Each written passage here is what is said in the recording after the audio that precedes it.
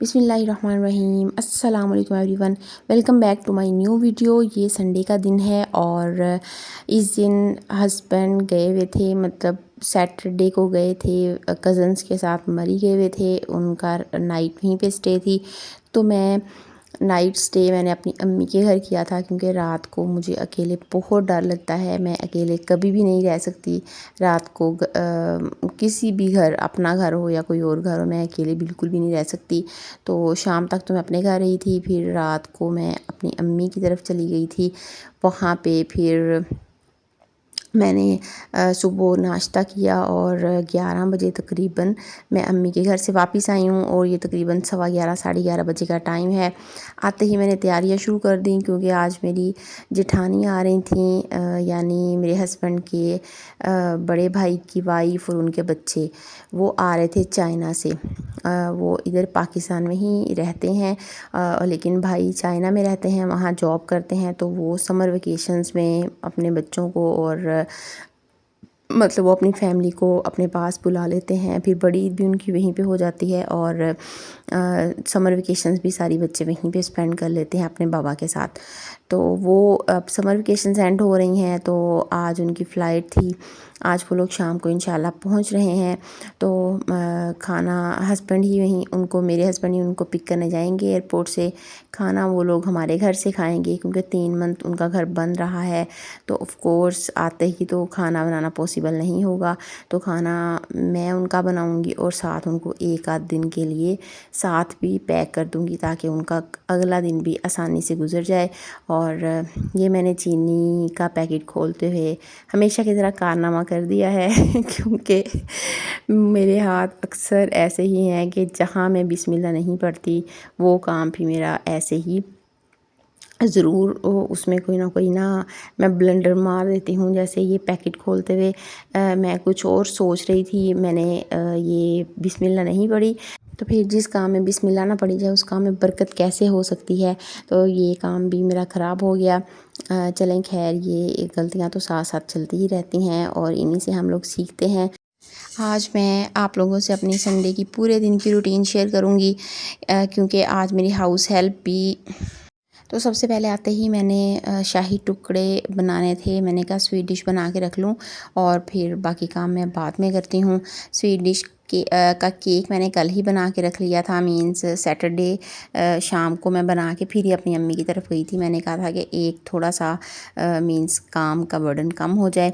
वो केक मैंने बनाया है अपनी भतीजियों के लिए, मतलब जेठ की बेटियों के लिए। वो चॉकलेट बहुत शौक़ से खाती हैं, मतलब जहाँ पे चॉकलेट केक हो वहाँ पे उनकी ईद हो जाती है, तो बड़ा खुश होती हैं वो देख के। मैंने कहा कि चलें बेकिंग वो खुद भी माशाल्लाह कर लेती हैं। 9th क्लास की स्टूडेंट्स हैं माशाल्लाह, ट्विन्स हैं दोनों।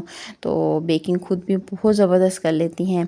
तो मैंने कहा कि चलें उनके लिए केक बना लेती हूँ, वो शौक़ से खा लेंगी।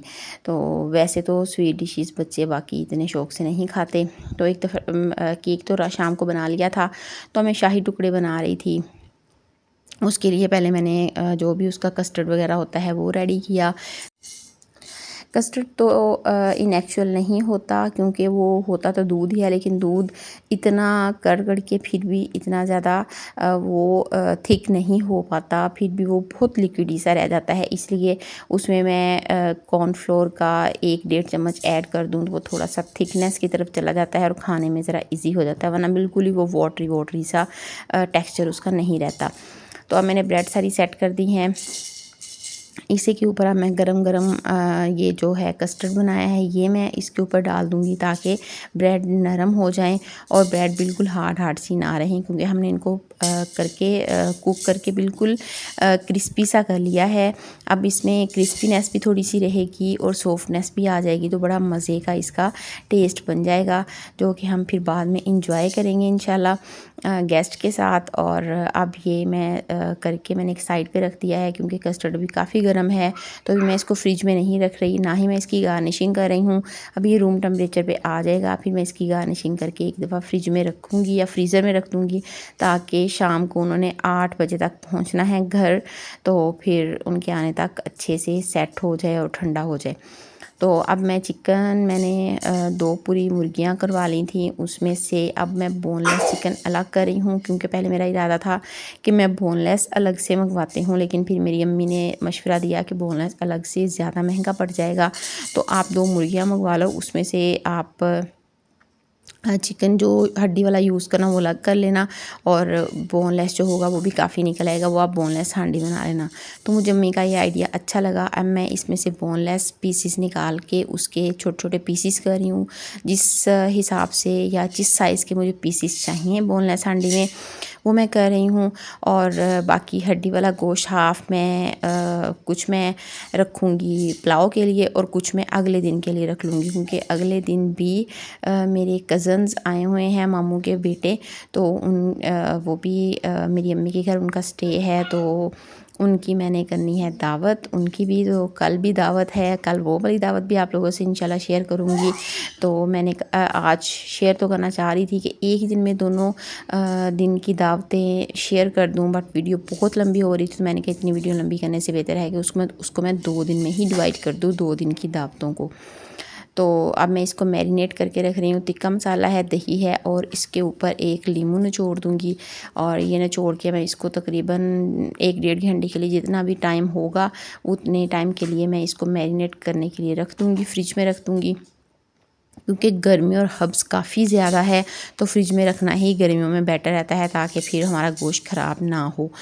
तो आपको ये पीछे छन छन की, ये टॉय की आवाज़ें आ रही होंगी, सॉरी फॉर डिस्टर्बेंस। मेरी छोटी बेटी उठ गई है इस टाइम।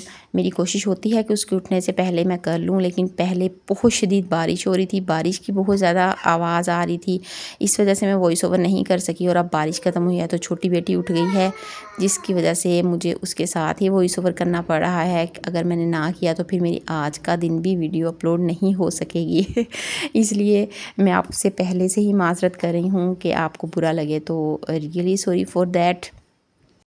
अब मैं ये कबाब बना रही हूँ। आलू मैंने स्टार्ट में आपको दिखाया था बॉयल करते हुए, तो उनमें से 90% आलूओं के मैंने कबाब बना लिए हैं, और 10% जो आलू बच गए थे मैंने खुद ही मीन्स इस हिसाब से डाले थे कि मैंने कि 2 आलू या 1.5 आलू तकरीबन बच जाए, और वो मैं उसको अलग से कट करके रखूँ दही भल्लों के लिए। तो अब मैंने इसके अंदर चीज़ ऐड की है और सॉसेजेस वो ऐड की हैं इस आलू के मिक्सचर में, और इनको कबाब की शेप दे के अब मैं इनको ब्रेड क्रम्स में कोट करके भी रख लूँगी, मतलब 90% इसका वर्क डन करके रख लूँगी फ्रीज़र में।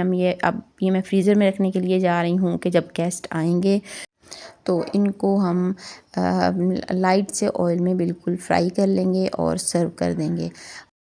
यहाँ पे शाही टुकड़े भी रूम टेम्परेचर पे आ चुके थे, और बादाम क्रश करके मैंने इसके ऊपर स्प्रिंकल कर दिए थे। अब मैं इसके ऊपर चॉकलेट से थोड़ी सी गार्निशिंग की ट्राई कर रही थी लाइंस की सूरत में, कि अच्छी सी लाइंस आ दें इसके ऊपर।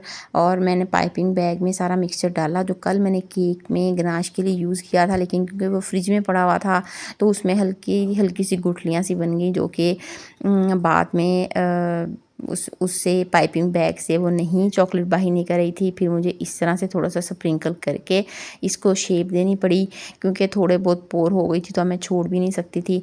और इस तरह भी मैंने शेप दी, इसके ऊपर लाइंस बन जाती तो वो ज़्यादा अच्छा लगना था, लेकिन ये भी कोई इतना बुरा नहीं लग रहा था, गुजारा हो गया था गार्निशिंग का। मैं गार्निशिंग में बहुत ज़्यादा एक्सपर्ट नहीं हूँ, बस गुजारे लाइक कर लेती हूँ। ये दही भल्ले भी बन चुके हैं, ये भी फ्रिज में रख रही हूँ अब। और जब इसको सर्व करने से पहले इसके ऊपर थोड़ा सा ज़ीरा स्प्रिंकल करूँगी, कुटा हुआ और पिसा हुआ, और थोड़ा सा सब्ज़ धनिया के 5-7 पत्ते कर दूँगी, तो फिर ये इसकी लुक अच्छी निकल आएगी रखने सर्व करने के लिए।